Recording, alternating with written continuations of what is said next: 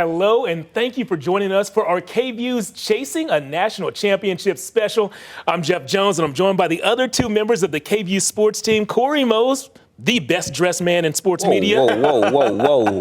That's a bold take. Just trying to give you your flowers, man. And speaking of flowers, Tyler Feldman rocking the nice flower tie. I like Thank this. you. I guess I'm number two. Number two. In the dress department. There we go. Unless you looking pretty good too, Jeff. 2B. 2A, 2B. There we go. Yeah. And what we want, one. Yes.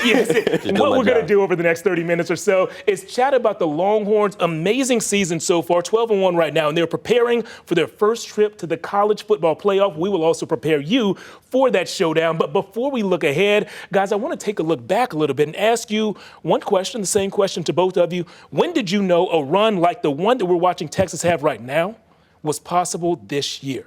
Corey, when did you know? To answer your question, I would say, first off, everyone knew Texas had more talent in the Big 12 than anybody else. And so the question before the season was, could they beat Alabama before you get the conference play? And with them doing that in Tuscaloosa by double digits, it was a convincing win for me, not only for them to prove that they can make it in the SEC next year, but also prove that they can make it in the college football playoff this year. I like that. Okay, so week 2, very early on. Tyler, when did you know that this was possible? 2 years ago. Oh. Yeah. After that Kansas loss, that upset loss at home, I was like, man, in 2 years, Sark's going to figure it out, and this Texas football team will be played for a national semifinal and possibly a national championship. All right. I'm just kidding. Okay. I'm just kidding. I don't have that great of foresight. My foresight's not that great. In all seriousness, no, preseason, when Steve Sarkisian appeared on The Pivot and with Ryan Clark, that podcast, and he said how confident, how talented in the culture within his team this season, how he just felt like it was his team. Once I heard that, and once I already knew how talented this Texas football team was, I knew that a season like this could be upon us. Yeah, I agree. Early in the season, really in the preseason, I saw this roster, and even without Bijan Robinson, without DeMarvion Overshown, without Roshan Johnson, I loved the talent that they were returning at really critical places.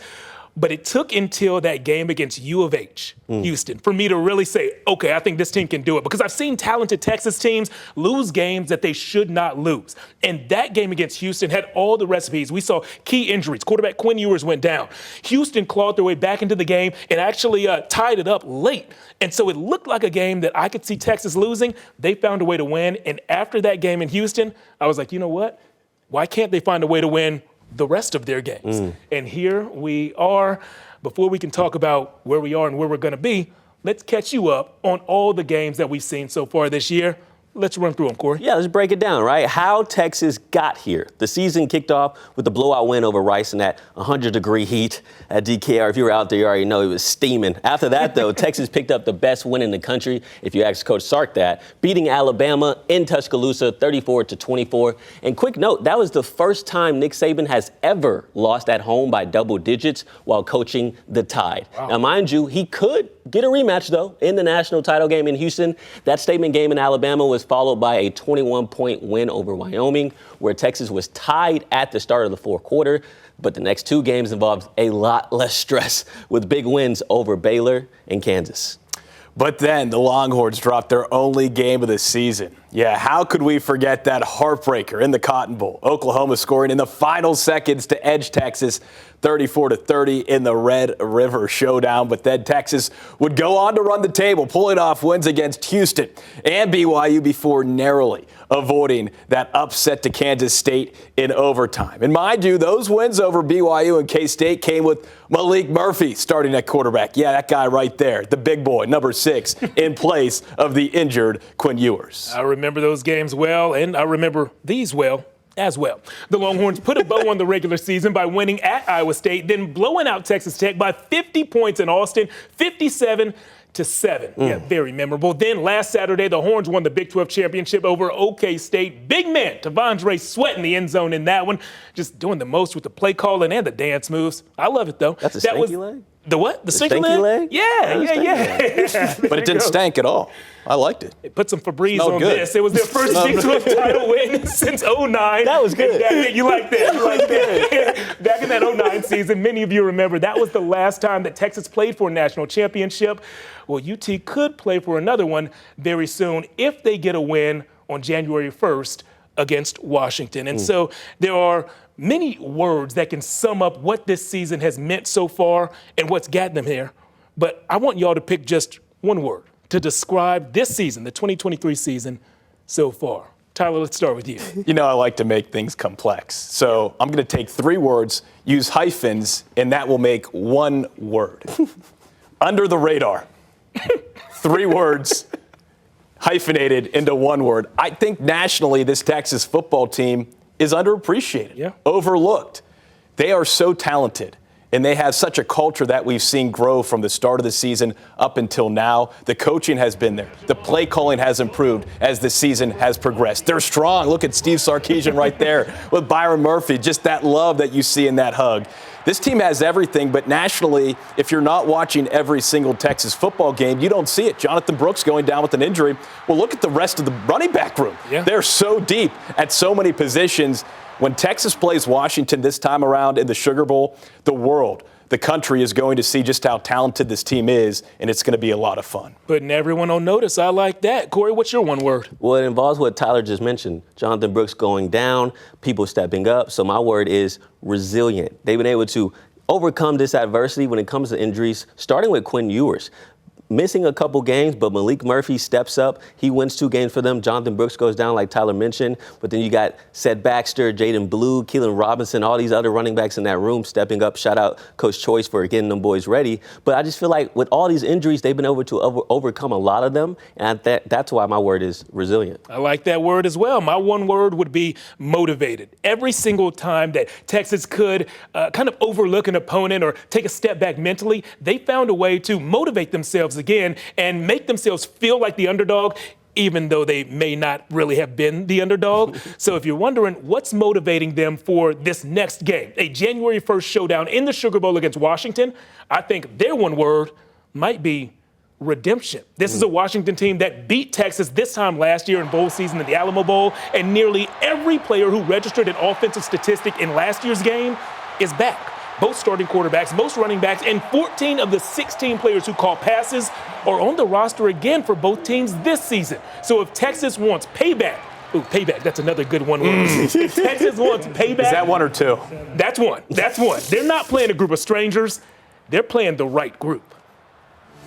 All this year, our thing was like the teams that we lost to last year, giving them, our best shot again. Coming out of last year's game, I don't know if everybody outside of us really understood how good Washington was. We just, ready to finally get a chance to go show what Texas football is. Love a good payback story. They'll get that shot at redemption against Washington in the Sugar Bowl on New Year's Day at 7:45. And that 27-20 loss to Washington in the Alamo Bowl gave Texas an 8-5 record to end the season last year. Fast forward to today, and the Horns are 12-1 for the first time since 2009.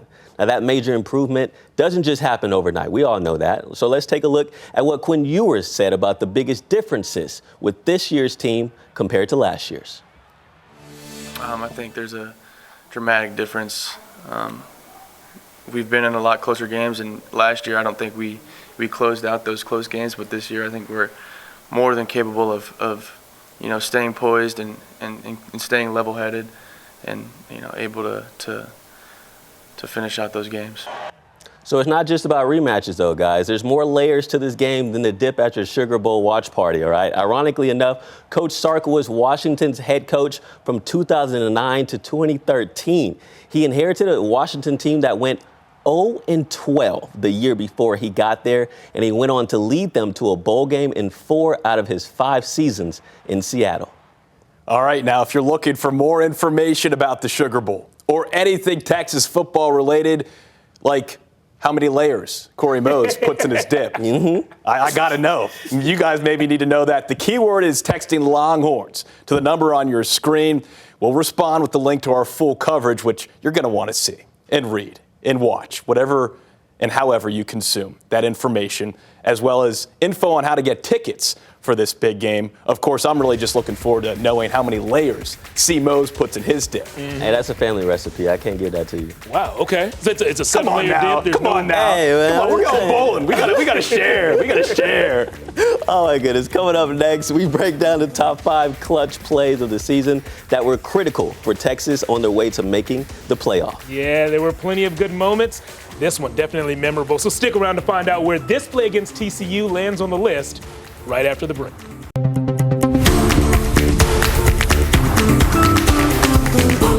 Welcome back to KVUE's Chasing, a national championship special as we get you ready for Texas's first ever appearance in the college football playoff. Anytime a team makes a run at a title, it takes several clutch or some would say pivotal plays. And yeah, I'll tell you what, Texas certainly had plenty of those this season. So here's what we're going to do. We're going to break down what we think are the top 5 most pivotal plays that had the biggest impacts on the Longhorns season so far. Hey, let's start with play number 5. Without question, my personal favorite should be higher than number 5 in my opinion. We're not going to get into that. Quinn gets picked off, but look at the hustle by Jordan freaking Whittington. JF Dub. JF Dub, yeah, presidential. Chases down the Horned Frog, punches the ball free. Xavier Worthy recovers it. This play so inspiring, guys. Rodney Terry even took the time to show it to his Texas men's basketball team. That's big time. Huge play helping Texas escape TCU with the narrow 29-26 win. Hey, coming in at number 4 on the list, a very deserving number 4, might I say. A clutch pass deflection that avoided a major upset on the road in Houston. The Cougars were facing a 4th down inside the 10-yard line with just a minute to go. This could have tied the game and sent it into overtime. I told you, this is the moment that I thought that UT could go all the way. It was number 23, Jahdae Barron, making a perfect play on the ball to knock it down, and that preserved the win for UT. And coming in at number 3, it's the play that put the nation on notice that Texas isn't scared of Alabama. Quinn Ewers threw this perfect deep ball to Xavier Worthy for a 44-yard touchdown. Now, this put the Horns up early against the Crimson Tide, and they go on to win by 10 points in Tuscaloosa. This victory held up as their most impressive win of the season, and it's the main reason why Texas made the playoff despite having one loss on their resume. All right, for play number 2 on the list, we head back up to Fort Worth where the Longhorns nearly blew that 20-point lead. Instead, that comeback was avoided thanks to this clutch pass and catch, 3rd and long. Quinn Ewers finding Adonai Mitchell. Look, I think that Whittington hustle play is better, but this acrobatic catch by Mitchell is definitely more pivotal, and that's what we're highlighting here, everyone. So after this catch, Texas simply runs out the clock, and they get the win. And there wasn't much debate about what we should put as number 1 clutch play of the year. The Longhorns were just 4 yards away from being upset by Kansas State in overtime right here in Austin. The Wildcats had 4 chances to score, but the Texas defense stood tall at the goal line. The Wildcats were trailing by 3 in OT, so a touchdown would have handed Texas their 2nd loss of the season, which would have essentially knocked them out of the playoff. This week, Coach Sark was asked if there's a play that defines the season, and he mentioned this 4-down stop on the goal line. I would say the goal line stand against Kansas State because that took some real resolve. You know, that took 4 plays in a row of different players making plays. It wasn't about one player. It was about supporting one another and picking each other up when Quinn is out that game. Malik's starting. We had been turning the ball over offensively, and our defense found a way to win that game at the end in 4 straight plays. Probably that sequence of plays is something that stands out to me because I think that's what this team is made up of. We'll see more of that mental makeup on January 1st. Still to come on the show, though, we are going to take a look back at our preseason predictions for Breakout Player of the Year. Here's a hint, y'all. All 3 of our predictions, they're pretty solid. Not surprised. Me neither.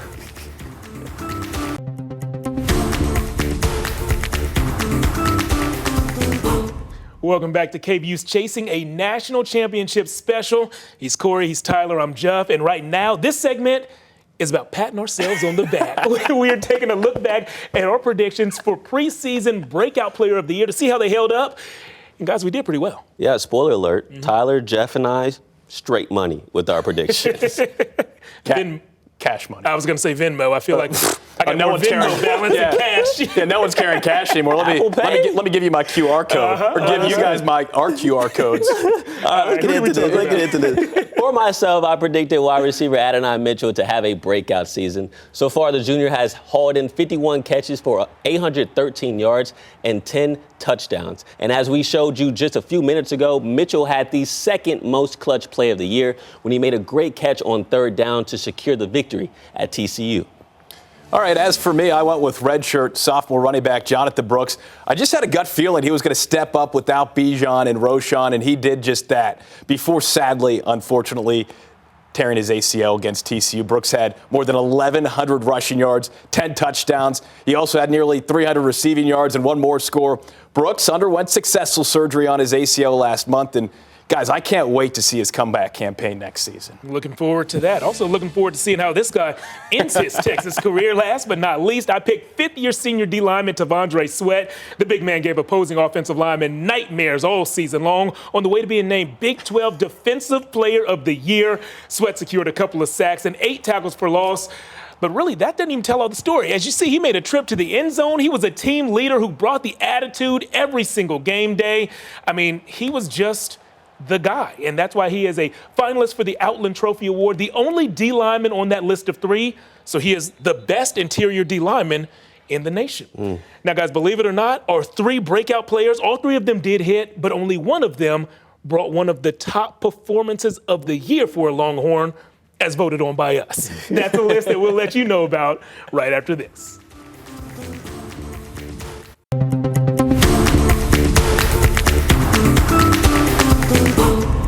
Welcome back. We've told you all about the games this season. We've told you about some of our preseason breakout player predictions that all hit, by the way.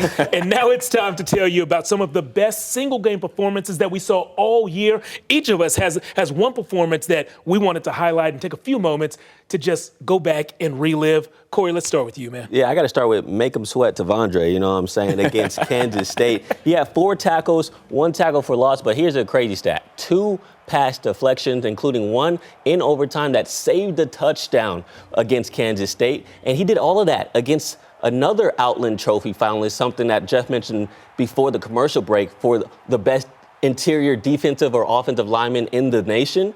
Cooper Beebe for Kansas State. He's also on the finalist list. T'Vondre Sweat did all of that against him. Wow.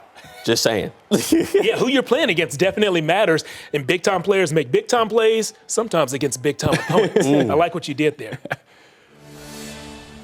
Hey, moving on, Bert Auburn had a record-setting day against Texas Tech. This was a win that was memorable for many reasons. It was a 50-point blowout for the Longhorns, and Bert Auburn tied the record for most made field goals in a game for a Longhorn. He went 5 for 5. He set the record for most field goals in a row in a season. That was 19. And he had a 54-yarder in this game, which is just insanely far. The man with some of the best hair on the team turned in one of the best games of the season. And you know what? This is proof here at KVUE.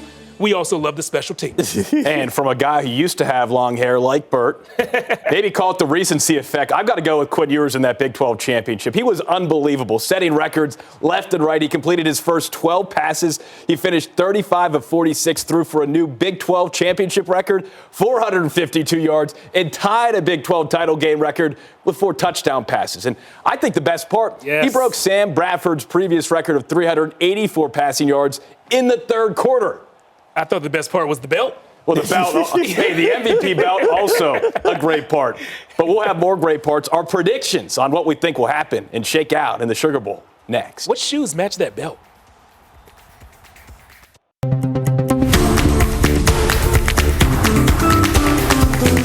Welcome back. We've gotten you ready for the Sugar Bowl, which we're all traveling to. So if you're going to New Orleans and you see us there, please say hello. But now we want to let you know what we expect to see on the scoreboard at the end of the fourth quarter when there's triple zeros there. Guys, it's predictions time. Corey, who's going to win? What's the score going to be? I'm going to say Texas wins this one 38-31. Last year, Washington had over 150 rushing yards.